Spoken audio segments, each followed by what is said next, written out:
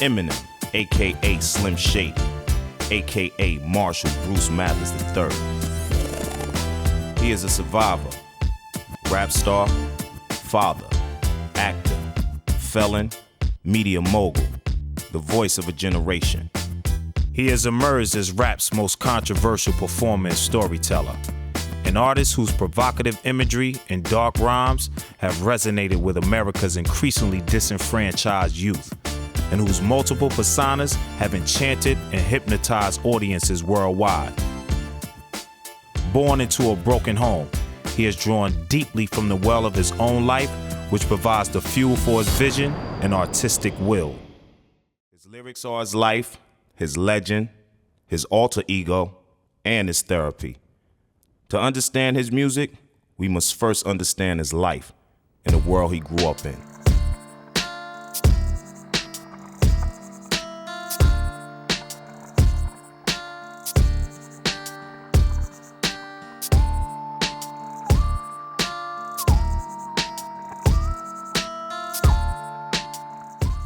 I was born in Highland, Kansas, and my mother left my father when I was probably about 9 months old and brought me to St. Joseph, Missouri, and left me with my abusive alcoholic grandmother. St. Joseph's, Missouri is a quiet working-class town. It is a town Marshall's grandmother Betty grew up in, a town his mother Debbie grew up in.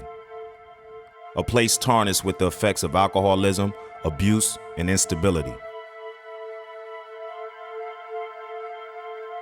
The challenges in Marshall's family life would be set in motion long before his birth. The residual effects of generations of abuse was passed on by his great-grandmother even as she lay dying. She died a hell of a death at 93, and I was so glad. And she called for me on her deathbed, and I told her, I said, I'm glad you're dying. And she says, can you forgive me? And I says, no, I can't forgive you. The way you beat and abused a little child, an innocent child. I said, you're going to hell, don't you? And she looked up at me, and I said, God help you. Despite the years of abuse, Betty dreamt of a better life. Well, as a young girl, I wanted to just be a mother. I wanted a great big family, I was going to have this house with a white picket fence, like everybody has, women. And I was just going to be so good to my children, bake for them, and, just love them to death. But when everything went wrong, and I married Mr. Nelson, I was 14. Soon after a young marriage, Betty gave birth to the first of several children, Debbie, Marshall's mother. Oh, Debbie was so tiny, I was embarrassed. Being so young, I had a hard labor, and my daughter weighed probably about 4 pounds. If you were to do a drawing of the Mathers-Nelson family relations are like, it would look like cats in a bag. This is a clan. It's hard scrabble, country folk who are close to each other, except when they're fighting each other. She could not wait to have a baby brother. Not long after a baby brother arrived, Betty realized Debbie was unwilling to share the attention of her mother. Put him down for a nap one time, so I walked into the bedroom, and she's got her father's wrench, big wrench, just about to hit him in the head. I had to watch Debbie from then on, continuously. Betty's marriage ended and the children had a succession of would-be stepfathers. I cannot remember a time ever when there was not a man in the house. I never really got close to my stepdads. They were pretty much alcoholics. There was a lot of drama, growing up in our family. There was a lot of police called.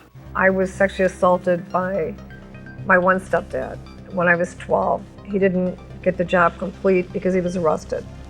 I remember my mother coming home and the police taking him out and her telling me, you better hope I can get him out of jail. I don't believe you. And I ran away. It's like, I'm not facing him if you get him out of jail. I'm not telling him I'm sorry because I'm not sorry because of something he did. She wanted to get out of the house so bad. Debbie just was tired. Debbie searched for a way out. One day she thought she finally found it in a quiet boy who lived on her block and played in a local band, Marshall Bruce Mathers II. I met Bruce, and he was my knight in shining armor. Met him when I was 14. Debbie comes in from school, she says, Bruce and I are getting married. Tell her, Bruce. Yeah, he says, I love Debbie and Debbie loves me, and we're getting married. Debbie and Marshall Bruce Mathers II were married in 1970. a marriage Debbie hoped would take her away from the troubles of home. It wasn't that I didn't want to be around my brothers and sisters anymore. It's just I wanted my own life. I wanted my own child. And I wanted to get away from all that. And next thing I know, she finally got pregnant. I was pregnant with Ronnie when she got pregnant. On October 17, 1972, Debbie gave birth to Marshall Bruce Mathers III. It was just in heaven. I mean, it's like, this is a child, you know, that's going to have everything. He's not going to want for anything. He's going to be so sheltered, so loved, so protected. He's going to be the best mother in the world. And I made a promise with God. Alcohol, the drugs, the drinking, the pot, any of that stuff, they would never go through that. The fighting, none of it. Finally happy with her own family, Debbie left for North Dakota, where Bruce would take over his father's job in a hotel. The couple made their home in the basement of Bruce's parents' house. Debbie said that things began to get bad. She'd go down to the coffee shop of the hotel, and Bruce would be playing around with the girls. Naturally, she'd be jealous. He'd tell her to take the kid and go home. She had a lot of lonely time on her hands. And then he began to beat the heck out of her. Marshall Bruce Mathers II was a knife thrower. He threw knives. He used to always like to see how close he could get to your foot without hitting it. And I remember her calling me and saying that she's coming home. She left on a train when he was maybe 1 or 2 years old, and she says he took the clothes he was wearing, they got on a train, they headed for St. Joe. And I think that was sort of the beginning of what was going to be many, many moves throughout his life. Debbie, running again from abuse and the effects of alcoholism, left Bruce and returned home to St. Joseph with Marshall. And his dad never wanted anything to do with him. Marshall tried to contact him. Debbie tried to contact him. He went to California and never was seen again. Bruce Mathers then disappeared from his son's life forever. Like Betty, his grandmother, and Debbie, his mother, Marshall now was caught in the same cycle of parental abandonment. Marshall would never know his father, but he would never forget him.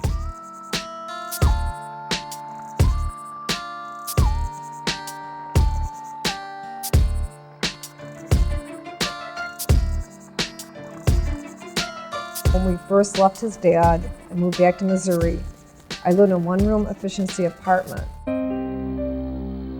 Debbie tried to make ends meet, bouncing from job to job and house to house, always trying to make a better life for her child, not realizing the effect such constant change would have on him. Debbie and Marshall moved back and forth from St. Joseph, Missouri to the Detroit area as many as 20 times in his childhood. We did move around a lot, but it was always to better ourselves because I could not stay with my birth mother at all. I mean, we were there a couple of days and that was like an eternity. And every time it would be like I'd rent a house, they'd sell it right out from under me. Debbie may have tried her best, and most parents do. Trying your best, though, doesn't mean that that's exactly what your child needs. Soon, Debbie and her mother began to clash on how to raise Marshall. I don't think he was an angry child. I think he just got his feelings hurt a lot. And I think his mother controlled him a lot. He was a very big mama's boy. Marshall was a loner. He did not really want to get out and play with other kids. I had to kind of coax him. He wanted to be with mommy all the time. He never could speak up for himself, but he'd just go pout and go color his color books, you know, or go get on his beanbag and just watch TV, kind of like a whipped puppy in a corner, you know, just go back to my corner. He had a disruption in attachment early on in that his father left him. There are people like his Uncle Todd who may be the closest to a consistent father figure. You know, I was their protector, you know, and I would take him fishing. I try to teach him what a man was supposed to be. I'd get on him about homosexuality to make sure he knew that, you know, boys go with girls and, you know, vice versa and, you know, things like that. They moved around a lot, so he didn't have a lot of stability. So those are some of the early things that may have begun to make him think, is the world a trustworthy place? Is it okay? In the middle of the chaos, young Marshall began to find expression in music. Marshall was surrounded 24/7 with music. While he was in my stomach, I was saying to him, and take the speakers and put all through the house and the rooms. We just always sit against a wall and just be like he'd hummed himself and just bounce back and forth. Constantly. Bounced off the backseat of the car, the couch. If there's music playing, he did this. The teachers would tell me, this kid is retarded. He's bouncing in his desk. He has to sit still. He'd go like this all the time. He was real hyper, and I had to have him on Ritalin, and he'd keep going like this and keep going like this. He bounced off the back of the seat the first 8 years of his life, rocked to the music. Growing older, Marshall would find escape in the fantastical world of superheroes and comic books. He was wanting to act out cartoon characters, and so I would let him. You could open the door in his room, and he'd have Castle Grayskull going. Okay, he'd have his cartoons on, he'd have whatever he wanted, but he entertained himself a lot. He was all he had for years. He liked it that way. I mean, he played with friends, but he liked, entertaining himself and creating his own little world. He was into Batman, and he was Batman. So everywhere we went with him, he had to wear that outfit. Most kids, they'll go, yeah, Batman, and jump off or something, but he had the lines down, he had the moves down. A lot of times kids, when they feel like their external world is impoverished or they feel neglected, they need to feel big and powerful and strong. And they can feel big and powerful and strong by associating with X-Man, by associating with Batman and Superman, because they have superpowers then. So it really helps them feel like, okay, maybe I'm not so small, maybe I'm not being as abused as much, maybe the world can be okay because I can be He-Man. Marshall's blossoming artistic abilities provided a quiet retreat from the chaos of his surroundings. Marshall loved to draw. They'd get into a lot of arguments and squabbles with teachers saying he did not draw this free-handed. So I would say to them, okay, well, let's have him draw something. Sit down and draw, tell him what you'd like him to draw. Because he could draw anything. Debbie and Marshall continued to move with Marshall changing schools as often as every 2 or 3 months. He was always a new kid, and if he did return to some place he'd been before, he was usually behind, and so those kids didn't know him from before, so he was always starting over somewhere. He talks a lot about this nomadic upbringing in his music, this sort of peripatetic life where he's jumping from one place to the other. Ronnie, Betty's son, Debbie's brother, was only 2 months older than Marshall. While Betty and Debbie clashed on how to raise them, the two boys would continually bond. Their little carriers sit side by side, and they'd make their little baby talk, goos, and there was a bonding already there. When they were together, you should have seen them. I mean, you couldn't really tell the two apart. And they both had the same color hair, about the same height, and when they talk, they sound just about the same. I encouraged them, too, to laugh and dance and be happy. The two of them are quite a team. Did not want my mother around Marshall, and that was just me. I had to be there. Marshall had been told so many lies. I didn't trust her around him, and the dysfunction, the yelling, the screaming, the fighting, the drinking that my stepdads could have been doing, I didn't want him subjected to it. We didn't get too much time together as they started getting older. Debbie, we kept pulling Marshall to Michigan and Ronnie to Missouri. As Marshall approached the end of his grade school years, Debbie and Marshall would settle permanently in the Detroit area, a city still reeling from the race riots and major destruction only a few years earlier. There were a lot of tensions at that time, a lot of racial tensions. The city was in such chaos that the National Guard was mobilized. In the streets of Detroit, a racial war zone had been created by the '67 riots. Marshall would find himself in the middle of all of it. They always lived in neighborhoods barely a step above the ghetto. And in Detroit, Marshall consistently found himself one of the few white kids in predominantly black schools. The neighborhood that Eminem grew up in is particularly interesting because there are still houses there and people still live in them, but they're just across the street from the suburbs. What you end up with there is a neighborhood where people have sort of filled in the gaps. It's almost like hermit crabs. They found a shell that suited them and they could afford. They moved in there and they finally became homeowners. And just across the street, not too far, away from there are the people who moved out, who feel like they didn't move out. They didn't make a choice to move out. They were driven out. And so there's a lot of bitterness and there's a lot of tension, that 8 Mile divide. As a 9-year-old at Dort Elementary in Roseville, Michigan, Marshall was bullied for months by an older student named D'Angelo Bailey. These beatings came to a head in January 1982, when Bailey cornered Marshall in a restroom and floored him with a snowball packed with a heavy object. No one reported him missing from class, and he was found unconscious and bleeding hours later. It was a nightmare. When my son did not come out of the school, and the school denied it, they do that. And they denied anything about my baby laying in a pool of blood in the bathroom, and I found him laying there and running out to my van with him, with, the teachers and principals. Well, we had a skeletal crew. We didn't notice him missing.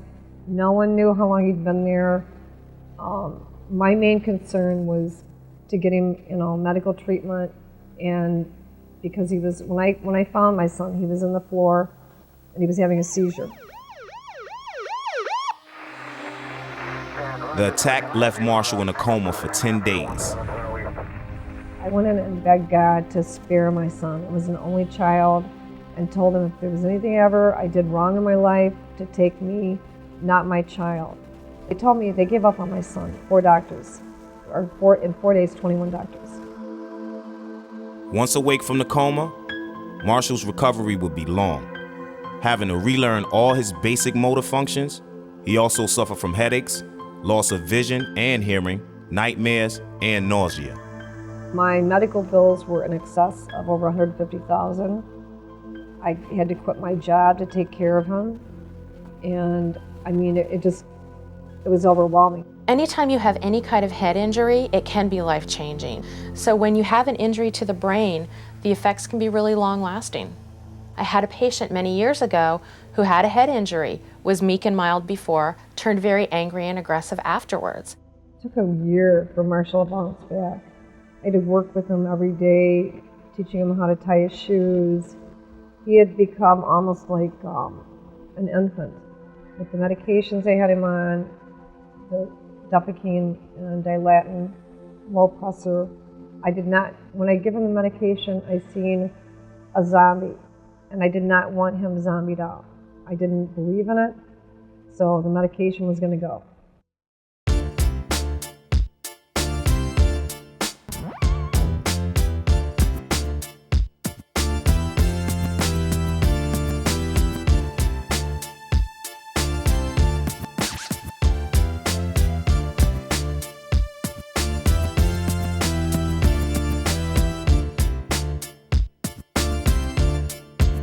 It comes from my grandmother's side. She rapped all of her life. She called it rhyming.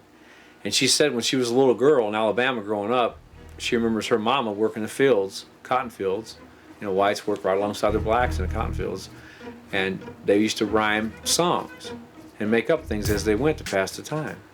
Marshall's father was in a band, and then when we went back to Williston, he was in a band somewhat at the State Line Club. And then I was in a band when we went back to Missouri, which was called, Riding the Satellites and Daddy Warbucks, which I had sung a little bit of backup. I play guitar, I play piano, I write. Marshall, he loved music. His first concert was the Talking Heads. Ronnie played drums, and Marshall tried his hand at drums too. Ronnie was artistic, but not near like my grandson, Marshall. Ronnie was always, when he was little, I got him toy drums and little boom box, they call them, and he'd turn it up full blast, and boy, he'd just dance all the time. Eminem's uncle Ronnie, who was about the same age as Eminem, is given a lot of credit for sort of infecting him with the rap bug. In 1981, Ronnie played a song for Marshall that would change his life.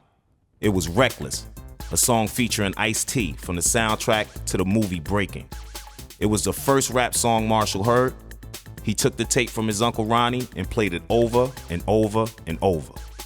He started breakdancing in Lebanon, Missouri, and had me hold a sign up that he made, a great big cardboard sign around my neck, and it said breakdancing, 25 cents to watch. And this kid could spin on his head for hours. It's like, you gotta wear your head out. I can remember him sitting in his room for hours, basically he'd sit up there and play the same beats over and over and over and write. He would wake me up like at 3 o'clock and went, Mom, is this a word? Does this rhyme? He's like, just please help me find it. So we get the dictionary out. Yes, it's a word. And what's the definition of it? And him and my brother Ronnie would do stupid tapes together and act, like they were performing in front of people. So when he got into music, it was like his natural sense of rhythm came right into his play with his stuff. The two of them, I can just see them. Here become Ronnie with the speaker from this side and Marshall from this side meeting in the front. They were going to be big singers and rappers, the two of them. They were going to go far away and they were going to be in movie pictures with the rapping and singing. I mean, I just see them, and sometimes I see them and, it's wonderful, and other times I break down and cry. Marshall's Ice-T influence would need to stay strong to pull him through some serious life changes.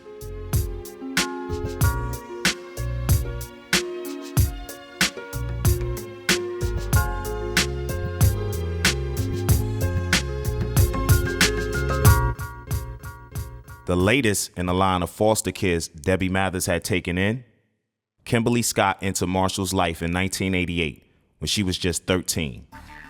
I was on call for the state of Michigan every weekend for kids that were dropped off at the welfare department to pick up. Marshall was very jealous of other kids. We would sit in a circle and talk. If anybody had a problem, we would discuss it. And he'd jump up and run out because he'd be like, well, you like them more than me. And it's like, no, come here. I'd have to go after him every time. But it was like, I want Mom to myself or not at all. Kim's stepfather didn't want her. Mama said she had to go, so Kim was staying anywhere she could. And I remember going to Michigan, and I said, Debbie, what do you got here? Oh, Mom, now don't say anything to her. I've got a daughter now. And Debbie never had any little girls. She took her home, cleaned her up, and was so happy to have a girl. Kim soon settled into the Mathers household, with Debbie doting on her every move. Kim was very spoiled too because I always wanted a daughter. It was tough trying to juggle everything around. I tried to give Kim as much as Marshall or anybody else. She was very insecure, and she'd been through a lot when she was younger. She did not know her real father. Kim was real tight-lipped, didn't have much to say. Kim became jealous. Whenever Debbie would be on the couch, Kim would have to crawl in between you. They fought like brother and sisters. You'd never believe that they was ever going to become intimate, get together. When you went up to Marshall's room, he had the whole upstairs to himself. They were always, in resting together. Okay? I thought Marshall wasn't doing too bad in the beginning, She was kind of cute. Debbie said one day she came home and they were playing around, so she ordered Kim out. And Marshall said, I'm going too. So they left. They walked out on Debbie, and Debbie couldn't stand that. And then they're like, we're boyfriend and girlfriend now, and Kim told me, haha, all the time we were, and you just didn't even know it. But I don't believe that. She helped him in the beginning establish his manhood and know who he was. And Debbie was jealous of the relationship. She tried to break them up a lot of times, and it worked. They would fight. Then the minute they got in a fight, Debbie would add fuel to that flame. She solved a lot of problems. When it got way out of hand, oh no, Debbie didn't want that, but she wanted just enough to keep Kim away, so she had Marshall all to herself. He got kicked out of his mom's. He came and started sleeping at our house, couch surfing. When he first moved in, his mom had this big green boat. He could hear it like coming halfway down the street, and he'd be like, Rack, Rack, Rack. If my mom comes up to the door, I don't live here. Why don't you want to talk to your mom? And he's like, oh, she's screwed up, blah, blah. She'd come driving by real slow. He'd be up in the visor, peeking out, looking out, like, what is she doing? And she'd come up to the door, does Marshall live here? And we were like, no, who, Marshall? Byron Williams is Eminem's former bodyguard and friend. Kim is his mother reincarnated. That's his mother all over again, man. The mental abuse he took from her, all the hitting, she would hit him. I watch her take her high heels off and beat the kid in the head with her shoes. And he didn't want to hit her back, so he'd punch his car or punch me. She has the potential to be a nice person, man. I just haven't seen that side of her yet, but she shoved me twice. Every day, if they didn't fight, it wasn't normal, It was like they constantly were at each other's backs. A lot of times she was very moody. You know, wouldn't let him do a lot of things and stuff. And like I said, whenever he'd have something big going on, she'd screw it up. They were probably like, I don't know, Dr. Jekyll meets Mr. Hyde relationship, you know. It could churn quick and it could ride out. She's also sort of like home for him. She knew him when nobody else did. When he was suffering, when he was trying to climb, when he was just not sure that it was worth it. I'm in my room getting ready to go to bed, and Kim comes over. I hear them out in the kitchen, and they're yelling at each other, and all of a sudden I hear chairs moving on the floor, and it sounds like they're going at it. And I'm like thinking to myself, oh my God, what's going on, you know? So I jump out of my room and she's just beating on him. He's not swinging, you know, I'm just like in total shock. Oh my God, you know, she's beating him up. Living a life with repeated violence and abuse, Marshall will continue to be tested.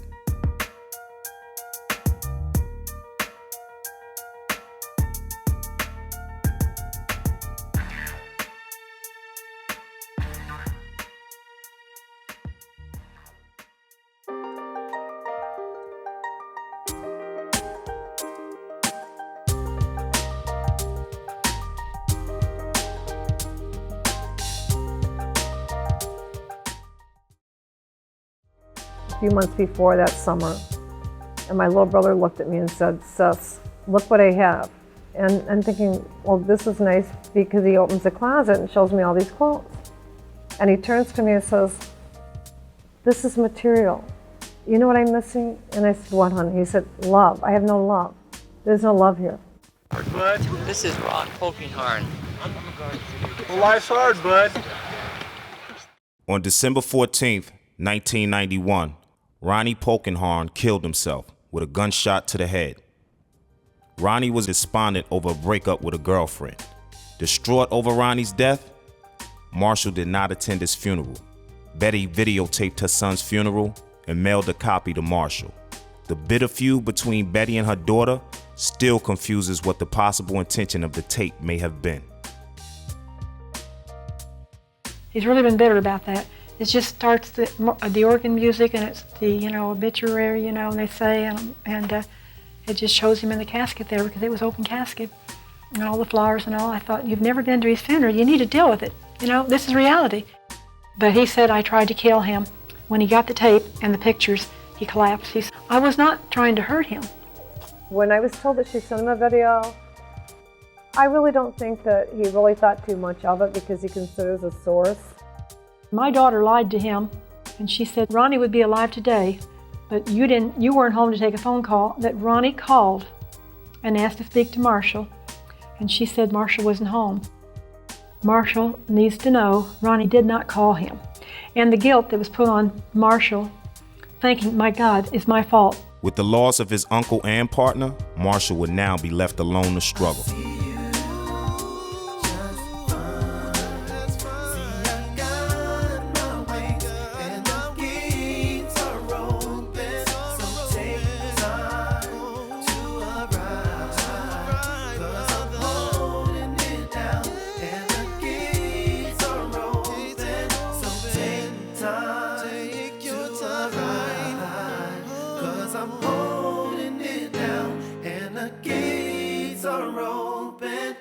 A bad performance in school would make his chances for success even tougher. He flunked the 9th grade 3 times. Debbie was, Marshall, what are you going to do? What are you going to do for a living? She was really concerned for him, because who did he have? No one. She was scared for the kid's future.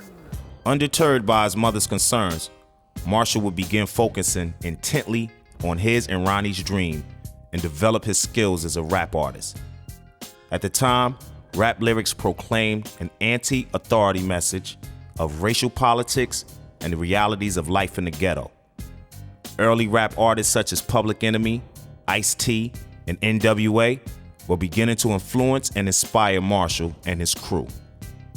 Eminem had decided that he wanted to be a rapper, but as a white rapper, he really had no role model. There was really nobody else out there. Marshall began making tapes in the basement of his mother's house with Deshaun Halton, a Lincoln High School classmate who called himself Proof. And he did not meet Proof till he was around probably 17 or 18.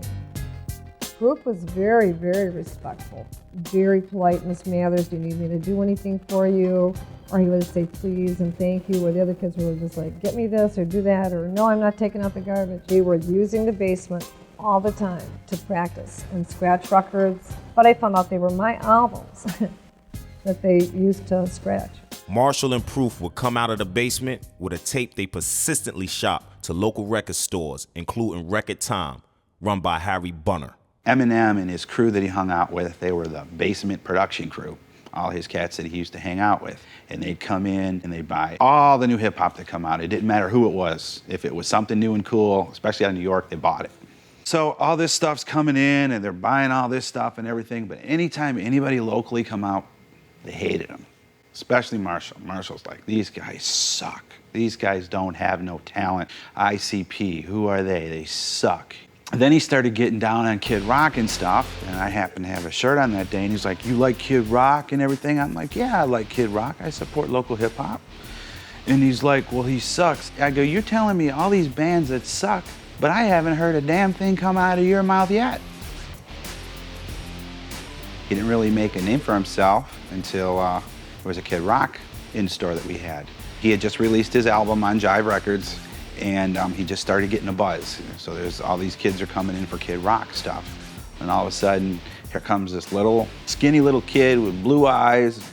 I'll challenge you to a rap right now. Yo, you want to battle? Yo, yo, yo. Kind of in Kid Rock's face. Everybody's like, well, who is this asshole? And, oh, it's just that Marshall, there's an Eminem guy that he calls himself. He's just over there rapping. He thinks he's going somewhere and all.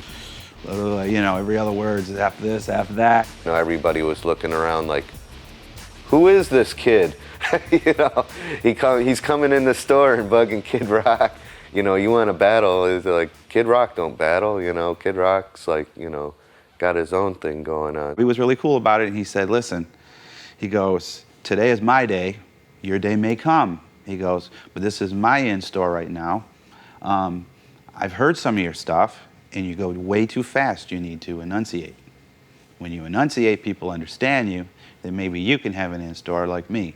So then he became Eminem, and that was really when he began to market himself. With him, you know, he learned the art of business, he learned the art of networking, as well as working on his craft and getting better and better. And in doing that, he was able to meet people and get people to listen to him that maybe were outside of his normal circle of Detroit, which helped him get discovered. Eminem began to hone his craft in earnest, attending open mics and freestyle showcases around Detroit.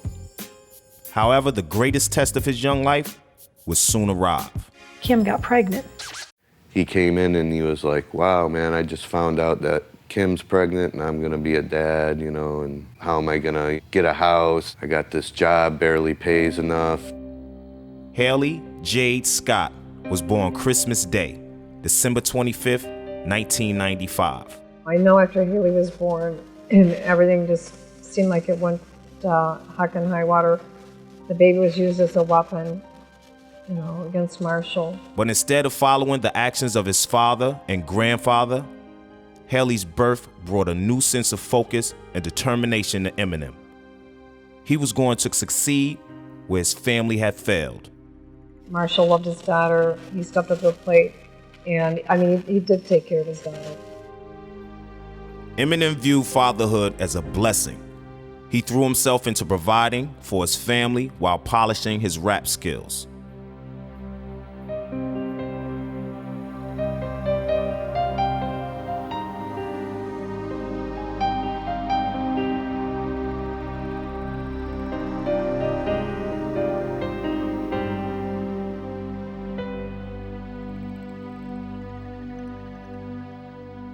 Gilbert's Lodge is a down-home roadhouse outside of St. Clair Shores.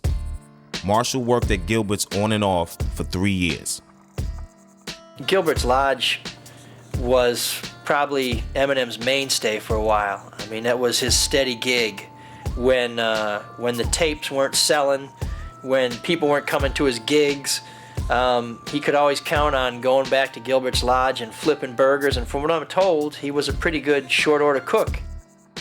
He would quit there, go to a new job for like 2 weeks, and then go back to Gilbert's, then quit again, do another job, and then go back to Gilbert's. Working double shifts for minimum wage, Gilbert's became more home than home. When Marshall first started working at Gilbert's, he used to wear those really baggy pants. And I'm looking at him going, man, pull those pants up, buddy. How can you work and not trip over them?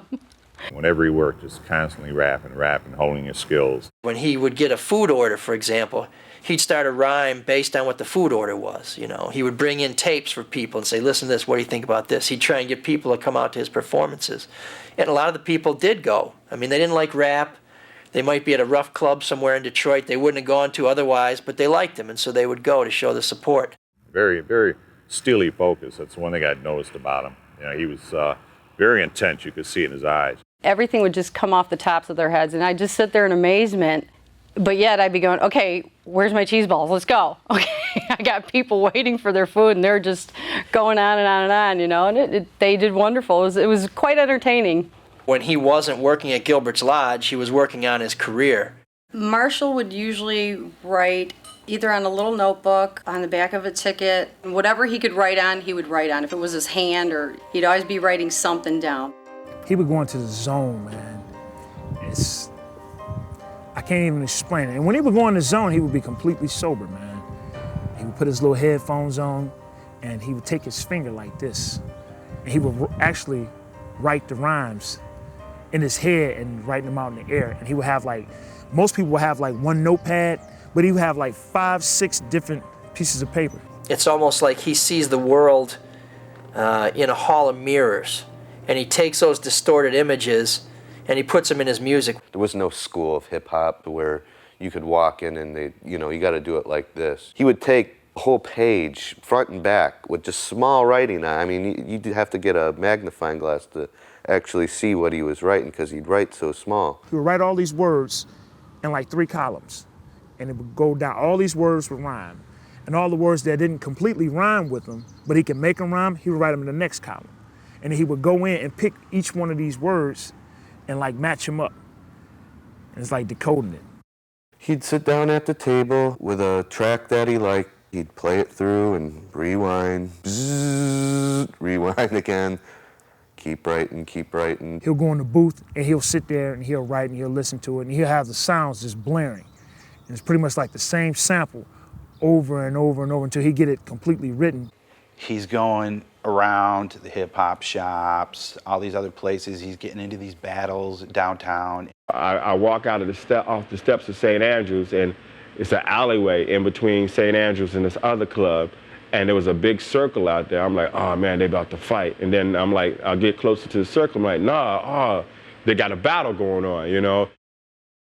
To establish his reputation as a rapper, Eminem began participating in rap battles at various Detroit hip-hop clubs.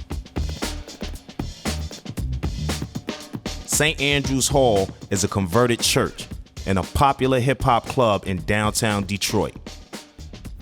The basement is called The Shelter, one of the most important proving grounds in the city. Being in the Shelter is like being in the basement of your mom's house and you having a big block party. Everybody that comes in knows everybody. Music is pumping, and the MCs are up there rapping, and everybody is attentive to what they're saying, hanging on every word that they said.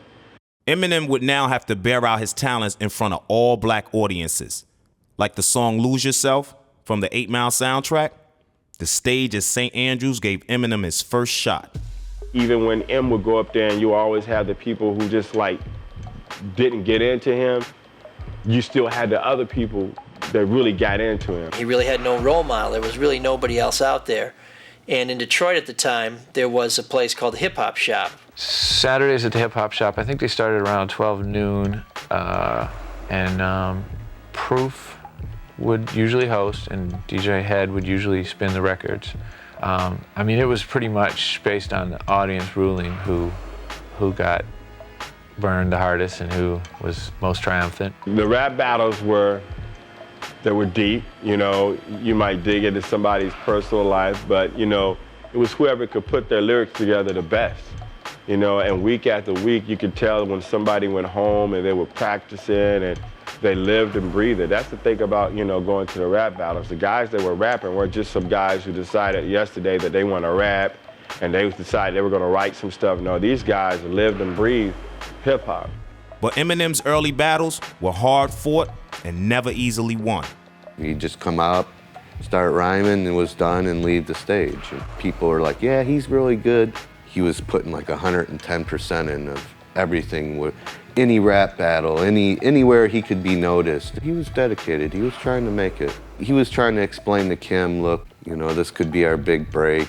Let me do it. She was always had a word in about him doing that. Why are you doing this? You need to go out and buy your your daughter diapers. Teaming up with Proof and local Detroit producers, Jeff and Mark Baz, Eminem made his first record and 2-song EP called Backstabber. Backstabber, which was inspired by this fight that he had with Kim, his girlfriend at the time. I think that was the first time he really let rip with his emotions on recording. He took his tax money and pressed it up. He pressed like 500 to 1,000 copies. The song did okay. I mean, it didn't do massive amounts of numbers. I think he sold like 200 of them. Mark Kempf was Eminem's first manager. Mark founded Underground Sounds magazine, a national hip-hop publication based in Detroit.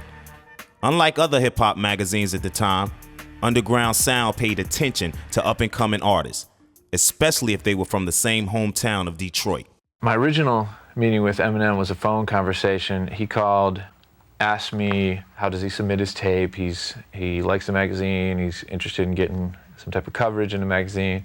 He sent in a tape. I liked it. I reviewed it. You could hear that there was some talent here. You could just hear it, that something's got to happen here. It's just too good not to happen. Nothing happened. He said a lot of people took him as a joke, and he went through a lot of reverse racism. And Proof kind of gave him pretty much the ghetto pass. When he first put the tapes out, you know, people were like, not really feeling it. You didn't even finish school, now you want to rap, you're going to be a white rapper, it's not going to work. You know, everybody from his school, from, you know, guys in the neighborhood, the nightclubs, people laughed at him. When he was in the suburbs, the white kids didn't want to listen to this kid singing black music. And when he was in the city, the black kids didn't want to hear this white kid playing black music and trying to perform black music. Somebody at the end of the show, he was passing something out, and the guy took it, said, this is a joke, throws it out, and there's just like some altercation. All I saw was this massive amount of people into this little swarm, and he's in the middle of it. It settled everything, tempers, settled down and stuff. And that's when I knew that there was something else behind this guy, that he was very serious about what he wanted to do, and he took offense with what people said to him. Here he did all this work and put all this stuff out, and people were throwing the trash and weren't even giving it a listen. Even through a stormy relationship with Kim, the continual struggles of raising a daughter, and the grind of working a minimum wage job, Eminem relentlessly pursued his music career. Working once again with Jeff and Marky Baz, the producers who had been mentoring him since he was 15, Eminem was able to complete and release his second recording, Infinite. Infinite comes out. I thought it was a really good album all the way through. It was out on cassette, it was out on vinyl. I remember hearing it, listening to it, thinking, God, this guy's really good. I walked into this club to see some groups. I wanted to see Proof's group, 5 Ella.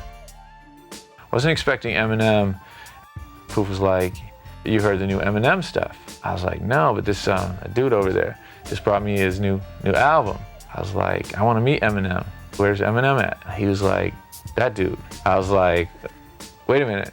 The white dude that just brought this up to me, that's Eminem? I was floored because I got that tape and a couple others, and that was all I listened to.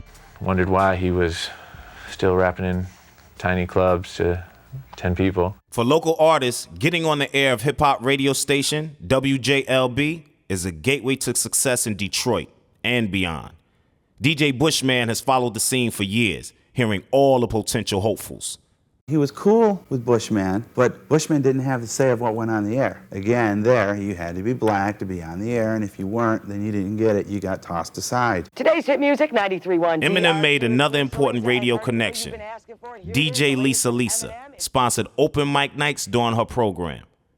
Eminem called persistently to audition. Lisa was impressed with his drive and lyrical expertise, so she invited him on. He became a station favorite and one of her regulars. One of the first couple of raps he did, I think it was that he was locked in a psycho ward or something, but it was almost like a joke. It was like a comedy, but then you listened to it and it had such a dark undertone. When he jumped on the mic, he turned all of that anger that he felt in the room, teasing him, into a strength, and he ended up winning. I just remember sitting there watching this little blonde white kid, like, what are you doing? How are you turning this around on these guys? For me, for him being white, I didn't care. I would listen to it. I always try to give any feedback to anybody I could about their music. Though the album made people in the Detroit music scene aware of Eminem's talent and abilities, Infinite was a commercial flop. Eminem and the Bass Brothers got stuck with the bill. He was respected, but not respected. I think there was more talk behind his back. He used to come home discouraged a lot. There's days he'd be like, man, I just want to give this up. I want to forget it. I'm going to be done with it. I'm going to just keep working, do what I got to do to get by. When he realized he was going to have to work for a living, Marshall and my sister would compete over who had the most pills. Yeah, they would fight over who had the most, not who had the pills, who had the most pills. The black community said no to him. He was sort of the white zebra. You're not black, we don't want you here. He was out of place. This boy, he wanted to die. Recovering from the commercial failure of Infinite, the rest of Eminem's life was crumbling beneath him. He was fired from Gilbert's, he was constantly fighting with Kim, and he couldn't support his daughter Haley. He was fed up, pissed off, and at the end of his rope. In a moment of desperation, clinging to the memory of his Uncle Ronnie, Eminem tried to kill himself by swallowing a handful of pills. Out of the darkness of Eminem's suicide attempt came a renewed inspiration to find the voice he would need to succeed as an artist.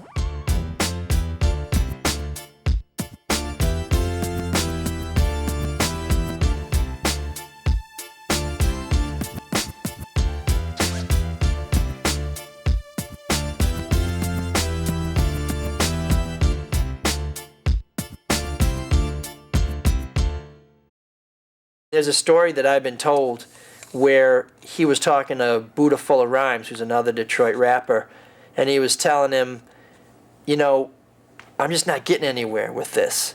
And so I'm thinking of trying something different. We were telling him that he needed a gimmick, an image. And his identity was masked because he didn't know who to be. He got fed up. His ego totally flipped. They don't like the good stuff, you know, I'm gonna just start screwing around and writing some stuff, and said, hey, I'm gonna start writing the craziest stuff that you could possibly imagine. He had this alter ego called Slim Shady, and we were just like, wow. Wow, he's got a totally different sound. That's right when he really started getting looked at. Mark Kemp, Eminem's first manager, arranged for Proof and another Detroit area rapper named Bizarre to attend some meetings with music executives in New York. Bizarre knew Eminem from the Detroit rap scene and invited him to go along. Bizarre played his stuff and Eminem played his stuff, and I think Bizarre told me Eminem got a little bit better response. I remember when he called me and got my feedback on a new record he was making, and he rapped just the two of us to me. It blew my mind. I was like, whoa. Wow. And it was the Slim Shady EP. Oh my God, this is so good. Murder, murder. You know, went up to Eastland, shot a policeman. When you hear Slim Shady rapping, if you listen to his music, it's really distinctive which are the Eminem tracks and which are the Slim Shady tracks. The Slim Shady tracks are the harder edge. They're the more bitter, the more vindictive tracks. No longer was he being the kid that was being picked on or bullied or told he wasn't going to amount to anything. That was his dark and evil side that basically was coming out. And start saying all these things about different people. Gay bashing, the homophobic stuff, lesbians, potheads, doing drugs, anything associated with violence. The Slim Shady EP was released in 1997.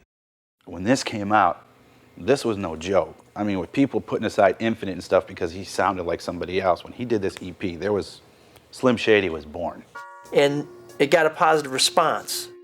And it allowed him to take out a lot of his frustrations. And we were getting successes. We were selling tapes out at different stores, and we were getting shows. And we kept selling them, getting them and stuff. We knew we had something here. Steady sales of the Slim Shady EP proved that Eminem was ready for the next level. Scribble Jam is an urban arts festival that celebrates the hip-hop lifestyle. The annual summer event is a convergence of aspiring MCs, graffiti artists, DJs, and B-boys. Even with the forward progress of his music, Eminem's family life would still remain in a state of turmoil. I really had to talk Eminem into it. I mean, he was like, I'm broke. I was like, don't worry about it, I'll cover you. You should just make some time and go down there. He had a show the night before, so it was probably 3 or 4 a.m. before we even got on the road to Cincinnati. Slim Shady competed at Scribble Jam in 1997. It was an opportunity for his new persona to showcase his freestyle and battle rap abilities he had been crafting on the streets for a broader audience outside of Detroit. I'm gonna start throwing on my porno mags inside the trash. From now on, I'm jacking off the pictures of your bitch ass. This is a mismatch. You probably slipped a K. You better beg him to start over and pick a different name. Man, for me to pick up a lead. There were 80 people that entered the MC battle. One of them was Eminem.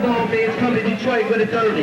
You try to fuck with my style, I'm gonna leave your breaker all up like my fucking shirty. I don't give a fuck about you and your crew, bitch. You ain't got no juice to fly through you off the roof like picture. Switch up your motherfucking style. Please go back to the crack vibe. You try to act loud, but I'm Slim Shady. Remember you up like an M8. Out of 80 MCs, he battled his way to number 2.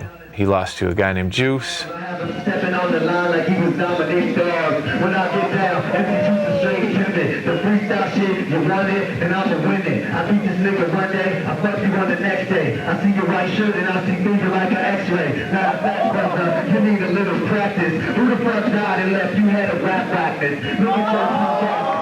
I remember him coming back and telling me that he finished in 2nd place in Cincinnati, where they kind of had it fixed because the guy from the store won. You know, there was a feud and everybody's like, oh, that white boy won, and he lost to this guy, and he should have won. He was frustrated, but he was excited because he knew he should have won. But then again, finishing in 2nd place, he just says, well, I'm just gonna do it one step more. And no matter where he did or where he worked or whatever, he always told everybody he was gonna be a star. You just watch. While a 2nd place finish at Scribble Jam widened Eminem and Slim Shady's reputation beyond the streets of Detroit, there was no immediate financial benefit. Eminem returned to an empty home. Kim and Haley, following the family cycle, left him to live with relatives in Warren, Michigan, a suburb of Detroit.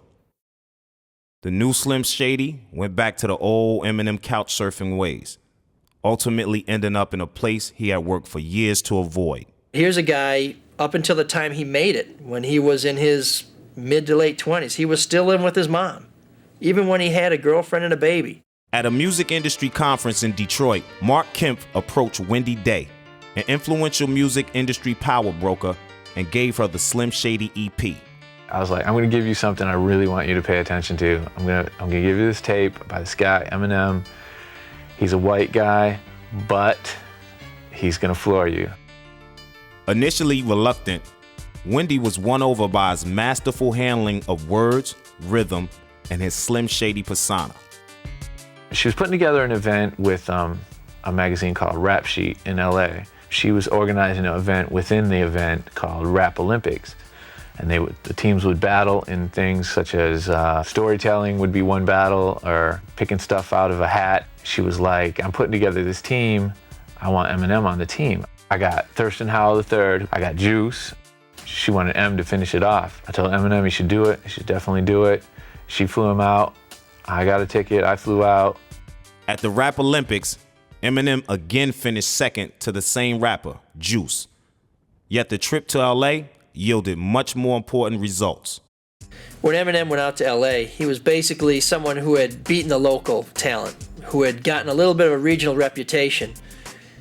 But the Rap Olympics was a chance for him to showcase in a major forum. An LA-based radio station had Eminem on the air. They really lit up the airwaves. Eminem dropped some verses that had people's wigs blown back for real.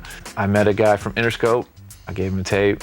Everything Eminem had worked for, the embodiment of his struggles, determination, perseverance, and tears were in that tape, the Slim Shady EP, and it was finally in the right hands.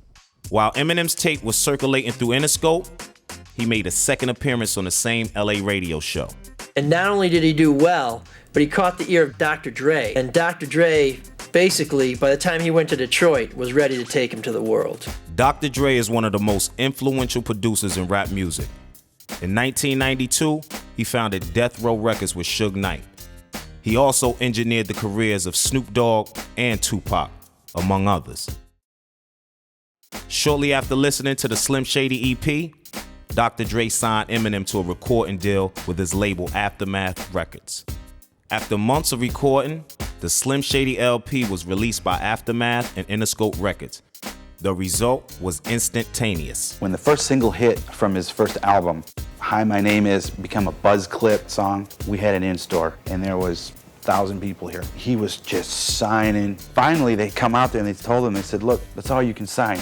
You're done. You've been here for 3-4 hours signing stuff. That's when you found out that this wasn't the guy that comes in and talks to you all the time. This is the time you found out this guy's going off and we may never see this guy again. When Eminem first started to make it, was you could still see on some of the telephone poles in town or on some of the walls near some of the music venues, you could still see scraps of an Eminem poster. Most of those posters were put up there by Eminem himself. Eminem's fame came like a flash flood. It caught a lot of people by surprise, even Eminem himself. The Slim Shady LP debuted at number 3 on the Billboard charts and would go on to sell 1 million copies by the end of that year.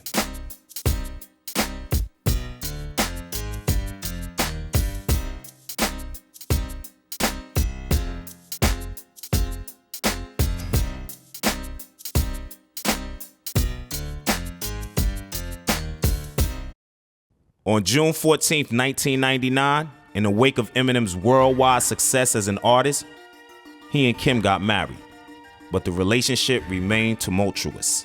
I think with Kim, he always knows where she's coming from. He doesn't always like it, but I think that's someone where he feels like she's with me for who I am. In July 2000, Kim attempted suicide by slashing her wrist. Kim recovered, though a month later the couple was separated. They reunited later that year for a few months, but on March 1st, 2001, they filed for divorce. Weeks later, Kim filed a $10 million defamation lawsuit against her husband. He probably feels that, why couldn't I have had a more traditional upbringing? And I can understand being upset about that. But if he had had a more traditional upbringing, we wouldn't have Eminem today. Because that is really the raw fuel for what he is. In September 1999, Debbie Mathers filed a $10 million lawsuit against her son for defamation of character. The lawsuit cited numerous instances in lyrics and interviews in which Marshall described his mother as abusive, a drug user, and an unfit parent. I am who I say I am, he says in his music, and he talks about his mom suing everybody. One of the first things I started to do was to check the courthouses. And lo and behold, going back 25 years, she's been suing folks. As a response to Eminem's lyrical criticisms, Debbie recorded a song called Set the Record Straight with a group called IDX. The song is available for purchase on the internet for $3. In 2002, Eminem's mother settled a $10 million defamation lawsuit against her son for only $25,000. After considerable legal costs, Debbie received only $1,600. Though Betty has been outspoken about her daughter's lawsuit against her son, she too is capitalizing on his fame. She is writing a tell-all book about her daughter's relationship with the rap star. In 2003, Kim was arrested and charged with possession of over 25 grams of cocaine. Ordered to wear an electronic device, she skipped town only to be recaptured and jailed for testing positive for cocaine use. Marshall fought for joint custody of his daughter Haley and won. He continues to play a major part in her life. People are on the ins and on the outs at times with him. Depending on who's feeling cranky that day, he's talking to part of the family, and he's not talking to other parts, and they seem to take turns. It's almost like a revolving door, but there always still seems to be a fairly strong connection to the family. Eminem has been the target of other lawsuits from more unlikely sources. D'Angelo Bailey, the bully who beat Marshall into a coma and later became the inspiration for the song Brain Damage, filed a $1 million defamation lawsuit against Eminem in 2001. Bailey, a Roseville trash collector, claims that Eminem did permanent damage to his musical career and caused him anger and embarrassment. The suit was dismissed by Judge Deborah Savito. Her written opinion was issued in the form of a 36-line rap song. Mr. Bailey complains that his rep is trash, so he's seeking compensation in the form of cash. Bailey think he's entitled to some monetary gain, cause Eminem used his name in vain. Eminem says Bailey used to throw him around, beat him up in the John, shove his face in the ground. Eminem contends that his rap is protected by the rights guaranteed by the First Amendment. Eminem maintains that his story is true, and that Bailey used to beat him black and blue. An alternative, he states that the story is phony, and a reasonable person would think it's baloney. The courts must always balance the rights of a defendant in one place in a false light. If the plaintiff presents no question of fact, to dismiss is the only acceptable act. If the language uses anything but pleasing, it must be highly objectionable to a person of reason. Even if objectionable and cause an offense, self is the first line of defense. Yet when Bailey actually spoke to the press, what do you think he didn't address? Those false light charges that so disturb, prompted from Bailey, not a single word. So highly objectionable it could not be. Bailey was happy to hear his name on a CD. Bailey also admitted he was a bully in youth, which makes what Marshall said substantially the truth. This doctrine is a defense well known and renders Bailey's case substantially blown. The lyrics and stories that no one could take as fact, they're an exaggeration of a childish act. Any reasonable person can see that the lyric could only be hyperbole. It is therefore this close ultimate position that Eminem is entitled to summary disposition. One of the things about the people who knew Eminem when he was just Marshall Mathers is that there's a genuine affection for him. Neighbors, chefs, waitresses at Gilbert's Lodge or the other places he hung out, people at record stores, people who used to make rhymes and record their own rap and their own music and beats. There isn't this feeling that, why him? I'm as good as he is. People seem to genuinely understand and recognize that this was a talent far beyond anything they had. When you look at Marshall Mathers, there's the little kid who's still there. There's the Slim Shady who got him to where he is today. But then there's Eminem who says, you know what, Slim Shady isn't real. Let's enjoy what he does. Let's use this to get my demons out, but also let's not take it too seriously, because if you do, you're going to go crazy. Eminem is the writer / rapper. Marshall Mathers is the good father, but also the person that was picked on as a kid, that was bullied. And Eminem and Marshall Mathers got together and created Slim Shady, who is the bully, the hip-hop bully, the hip-hop juggernaut. To me, he's not Slim Shady. He's not Eminem. He's that little kid I know from the hood. Marshall is a really good person. He's a good father. But I think the Slim Shady guy is like the evil person that, that wants to go out and like try all these different things and say, I've been there and done that, and where the other one is trying to be super daddy and be sweet and do all these things with the kids, and it's like almost sometimes you feel like you're dealing with a Jekyll and Hyde. He's a very complicated boy. Eminem has stayed true to the city and friends that nurtured him, forming D12 with Proof Bizarre, DJ Craze, Mannix, and others from his early days. One thing I like about M, you know, whenever you talk about hip hop or you talk about film, you only hear New York and you hear LA. And M still lives here. He keeps things here. He shoots videos here. And he had the 8 Mile DVD release party here, which was great.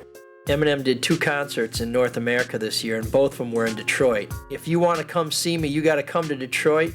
Might be the only reason in your whole life you've ever said, I got to come to Detroit. But if you want to see Eminem, you got to come to my hometown. 2 shows, sold out. The mayor of Detroit welcomes him back as a conquering hero, even appears in a video that they showed during the performance. But when you come home and the people are welcoming you with open arms and hailing you, then that's it. You know, that's the gold standard. Detroit was here waiting for him. And I think anytime he comes back, he just has to say when and people are going to come running. The Slim Shady LP sold over 3 million copies. The follow-up, the Marshall Mathers LP, released in May 2000, became the fastest-selling rap album in history. It was also the first rap album ever nominated for the Album of the Year Grammy. In November 2002, Eminem starred in the box office smash 8 Mile. The title track Lose Yourself won the Academy Award for Best Original Song. Eminem, a.k.a. Slim Shady, a.k.a. Marshall Bruce Mathers III, has no skeletons in his closet. Instead, he has turned his tormented past into the world's most lucrative public therapy session.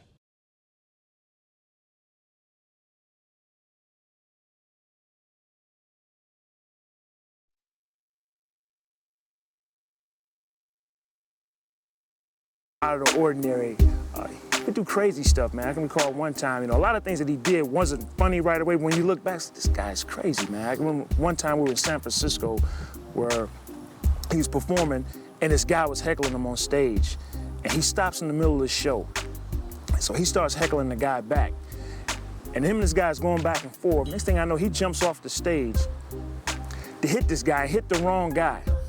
So everybody in the whole front row just like mobs Eminem, and they're beating him down, man. They're beating him something serious, man. So I'm sitting there looking at this like, wow, they're gonna kill him. So I jump in, I get hit.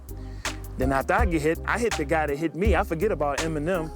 The DJ jumps in, the street team jumps in, all these people backstage jump in, and we pull him out of the crowd, get him back on stage. Now the whole crowd's about 3,500 people. Everybody wanna kill us.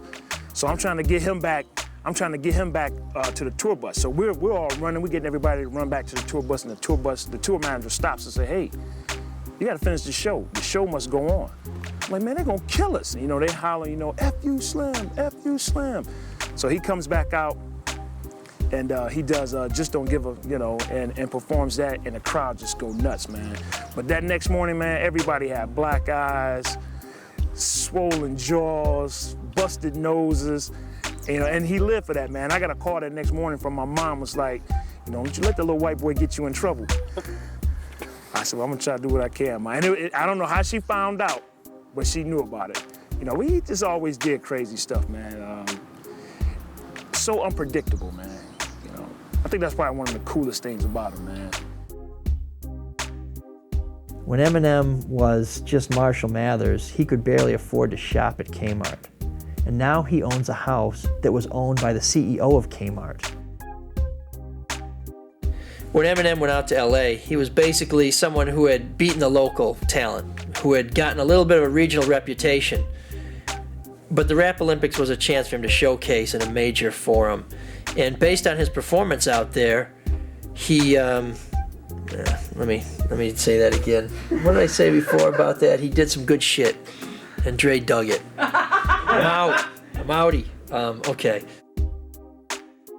He came over for Mother's Day. She was so happy with the bouquet of flowers he bought her for Mother's Day. It was the biggest, most beautiful.